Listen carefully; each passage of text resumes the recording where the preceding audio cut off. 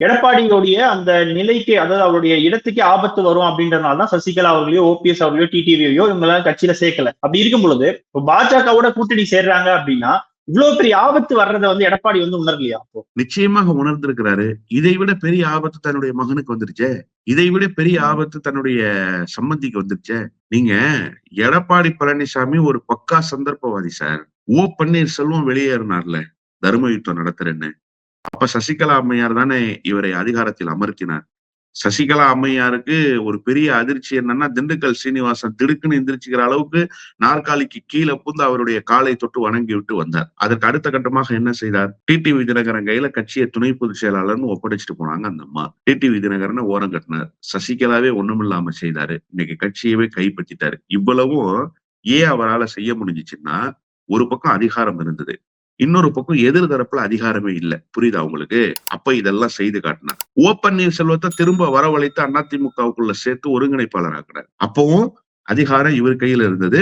ஓ பன்னீர்செல்வம் வெறுங்கையாக இருந்தார். அவர் கையில அதிகாரம் இல்ல. அப்ப இவர் சின்னதெல்லாம் செய்ய முடிஞ்சது. ஒன்றிய பாஜக அரசோடு கூட்டு வைத்துக் கொண்டு நாடாளுமன்ற தேர்தலை சந்தித்தார்கள்.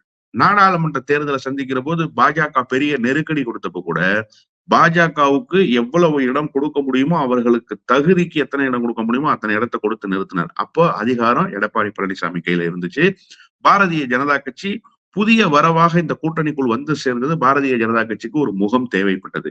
எனவே பாரதிய ஜனதா கட்சியால் பெரிய நெருக்கடியை அவருக்கு கொடுக்க முடியல. ஆனா இப்ப என்ன நிலைமைன்னா, எடப்பாடி பழனிசாமி கையில அதிகாரம் இல்லை, மாநில அரசினுடைய அதிகாரம் இல்லை, ஒன்றிய அரசினுடைய அதிகாரம் என்பது அவருடைய குடும்பத்தையே சிதைத்து போட்டுரும். காரணம், இவர் செய்திருக்கிற ஊழல், இவர் மகன் மீது படிந்திருக்கக்கூடிய அந்த ஊழல் கரை, இவர் சம்பந்திக்கு இருக்கக்கூடிய அந்த அமலாக்கத்துறையினுடைய நெருக்கடி, இப்ப இதெல்லாம் சேர்ந்து அவரை வாய் பேச முடியாமல் தடுத்து நிறுத்துது. ஒண்ணு.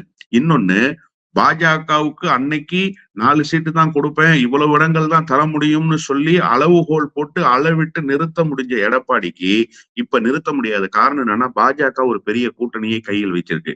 பாஜக சொன்னாதான் பாமக வெளியில வரும், பாஜக சொன்னாதான் தமாக வெளியில வரும். இப்ப யாரு கூட நீங்க கூட்டணி வைப்பீங்க? தேமுதிகவுக்கும் உங்களோட கூட்டணி இல்லைங்கிற ஏறக்குறைய அந்த சூழல் வந்து விட்டது. இப்ப நீங்க யாரு கூட கூட்டணி? இப்ப பாஜக உங்களை விட வலுவாக இருப்பதாக ஒரு அரசியல் சூழலை உருவாக்கி இருக்கிறாங்களே தமிழ்நாட்டுல. அதிகாரத்தை காட்டி உங்களை நசுக்க நினைக்கிறாங்களே, அதிகாரத்தை காட்டி உங்களுடைய தவறுகளை பயன்படுத்தி கொண்டு உங்களை உள்ளே வைத்து குமுற வேண்டும் என்கிற அந்த நிலைக்கு தள்ளப்பட்டிருக்கிறது பாஜக. இப்ப இதெல்லாம் பார்க்கும்போது பாஜகவினுடைய கைதானே ஓங்கி இருக்கு. எடப்பாடி பழனிசாமியால என்ன செய்ய முடியும்?